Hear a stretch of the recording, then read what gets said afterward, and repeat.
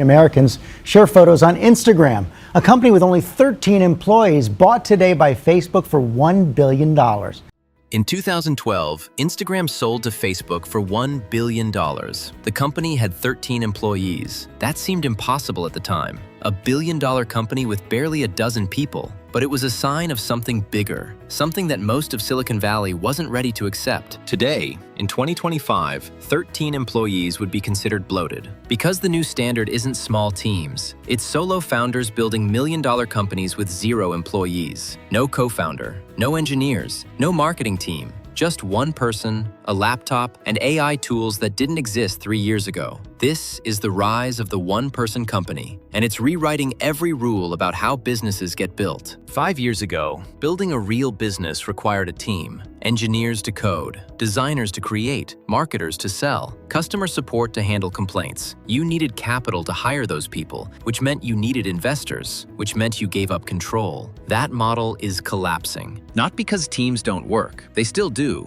for certain types of companies, but because the economics have fundamentally changed. What used to require 20 people can now be done by one person with the right tools and the right approach. And the data backs this up. The percentage of startups launched by solo founders without venture capital has risen from 22% in 2015 to 38% in 2024. AI-powered solo businesses are reaching $1 million in revenue 4 months faster than traditional SaaS companies did just 5 years ago. Some are scaling to 30 million at 5 times the rate. This isn't a trend, it's a structural shift. And if you understand how it works, you can build something that would have been impossible a decade ago. This is episode 1 of Founder of the Future, a series about how the rules of entrepreneurship are being rewritten in real time. Let's get into it. Section 1. Why this wasn't possible before. To understand why one-person companies are suddenly viable, you need to understand what changed. 10 years ago, if you wanted to build software, you needed developers. Full-stack engineers who could write code, manage databases, handle infrastructure. Those people were expensive, 6-figure salaries in most major markets, and they were scarce. You competed with every other startup for the same limited talent pool. If you wanted to design a product, you needed designers. If you wanted to market it, you needed marketers. If you wanted to handle customer support, you needed support agents. Every function required a person. Every person required a salary, benefits, management overhead. The math was brutal. To get to product market fit, the point where your product actually works and people want to buy it, most startups burn through hundreds of thousands of dollars just paying people to build things that might not work. That's why venture capital existed. Not because every business needed millions of dollars to succeed, but because the cost structure of building anything meaningful was so high that bootstrapping wasn't realistic for most founders. But 3 things changed simultaneously, and those changes broke the old model. First, AI coding tools. ChatGPT, Claude, GitHub Copilot, Cursor. These aren't just autocomplete tools. They're capable of writing entire features from natural language descriptions. A solo founder who understands product strategy can now describe what they want and have AI generate working code in hours, not weeks. Second, no-code and low-code platforms. Tools like Bubble, Webflow, Zapier, Make. These let non-technical founders build functional applications without writing a single line of code. What used to require a development team can now be prototyped in days. Third, free-tier cloud infrastructure. AWS, Google Cloud, Vercel, Supabase. You can now launch a product, serve thousands of users, and pay almost nothing until you hit meaningful scale. The upfront capital requirement has dropped from tens of thousands of dollars to under $100. Those 3 shifts, AI coding, no-code platforms, free infrastructure, mean that the bottleneck is no longer technical. It's strategic. Can you find a real problem? Can you validate demand before you build? Can you sell before you scale? If the answer is yes, you don't need a team, you need focus. Section 2. The economics that make it work. Let's talk about the numbers, because the economics of one-person companies are radically different from traditional startups. A venture-backed startup might raise $2 million in seed funding. That sounds like a lot, but once you account for salaries, office space, software subscriptions, legal fees, and operational overhead, that $2 million evaporates fast. Most startups burn through their seed round in 18 months and either raise more money or die. A one-person company operates on a completely different cost structure. Monthly costs for a solo founder can be under $200. Domain registration, hosting, a few AI tool subscriptions, email marketing software. That's it. There's no payroll, no office lease, no benefits packages, no HR department, which means the path to profitability is dramatically shorter. If your product generates $5,000 a month in revenue and your costs are $200, you're profitable from day one. Compare that to a traditional startup that needs to hit $200,000 a month just to break even on salaries. But here's where it gets really interesting. Because one-person companies don't have the overhead of traditional businesses, founders can charge less and still make significantly more money per hour worked than they would at a salaried job. A traditional startup building the same product would need to raise capital, hire engineers, pay salaries, and scale to thousands of customers just to justify the valuation investors expect. They might generate more total revenue,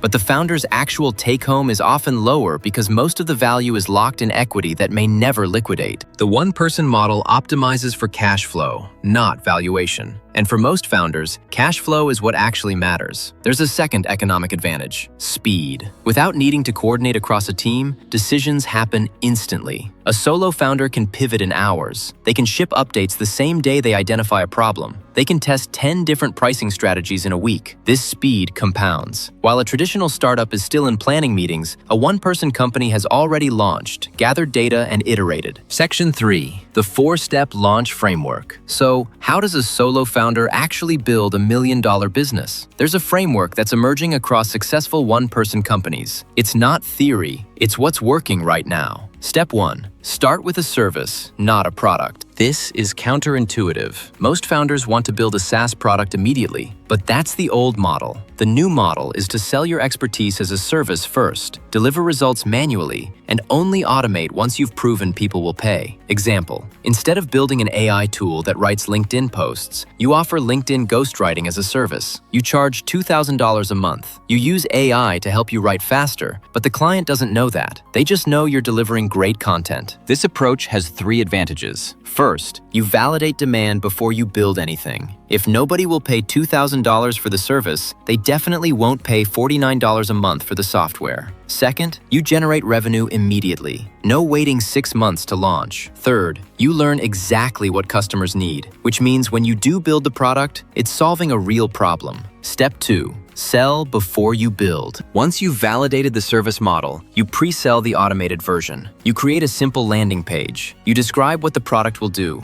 You offer early access at a discount, and you drive traffic through Reddit, niche communities, direct outreach to people who have the problem you're solving. The goal is to get 10 to 15 people to commit, not just email signups, actual payment commitments. If you can't get 10 people to pay before you build, the product won't work. This is where most founders fail. They skip validation. They build for 6 months based on what they think people want, and then they launch to silence. Pre-selling forces you to confront reality before you've wasted time. Step 3. Build the MVP with AI. Once you have paying customers committed, you build the minimum viable product, and you build it fast, using AI coding tools, no-code platforms, whatever gets you to functional fastest. The key is defining scope ruthlessly. The MVP should do one thing well, not 10 things poorly. One core workflow, automated. Everything else is phase 2. A solo founder using tools like Cursor or Claude Code can build a working prototype in days, not months, days. The AI handles the boilerplate code. The founder focuses on the unique logic that makes the product valuable.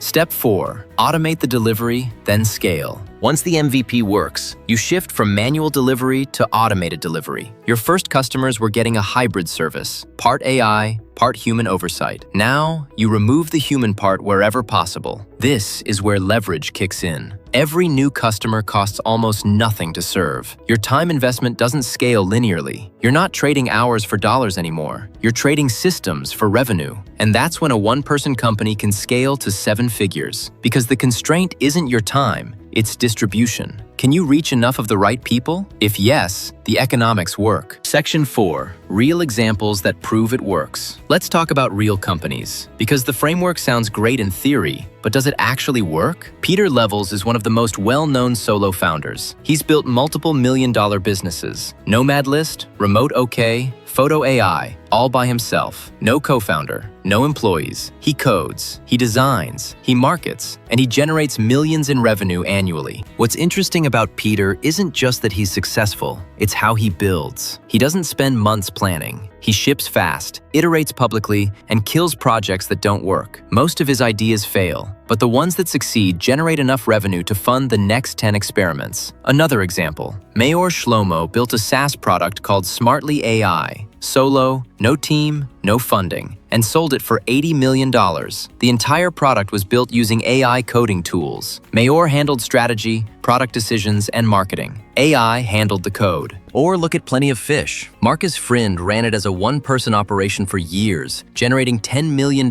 in annual profit before hiring his first employee. By the time he sold to Match Group for $575 million, the company had grown, but it started as a solo operation that proved the model. These aren't outliers anymore. They're the leading edge of a new model, and the pattern is consistent across all of them. They solve a specific problem for a specific audience. They validate demand before building. They use leverage, software, automation, AI, to scale without adding headcount. And they optimize for profit, not valuation. The interesting thing is that this model works across industries. It's not just software. Solo founders are building e-commerce brands, content businesses, AI consulting services, niche marketplaces. Anywhere you can create value and deliver it digitally, the one-person model can work. Section 5. The hard parts nobody talks about. But let's be honest about the downsides. Because the one-person model isn't perfect, and it's not for everyone. First, it's lonely. When you're the only person working on something, there's nobody to brainstorm with, no co-founder to share the burden, no team to celebrate wins with. That isolation can be psychologically difficult, especially during the early months when nothing is working yet. Second, you're the bottleneck. Every decision goes through you.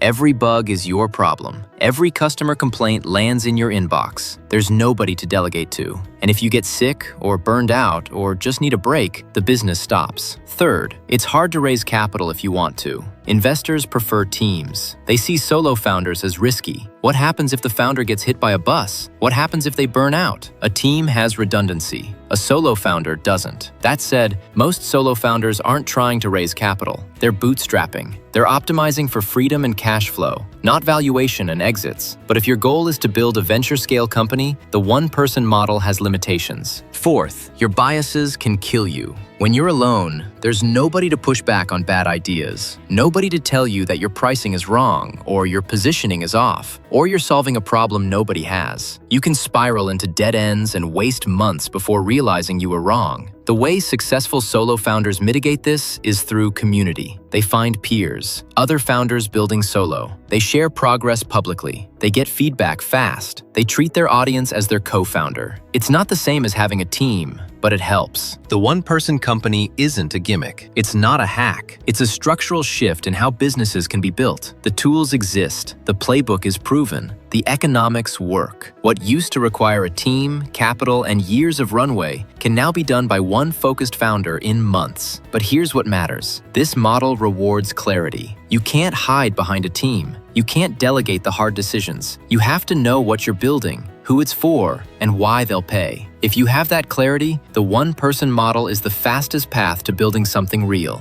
If you don't, you'll waste months building things nobody wants, just faster and cheaper than you would have with a team. This is episode 1 of Founder of the Future. In the next episode, we're going deeper, looking at what happens when you scale a one-person company without hiring, and why startups without employees might be the future of work. If this resonated, there's more coming. See you in the next one.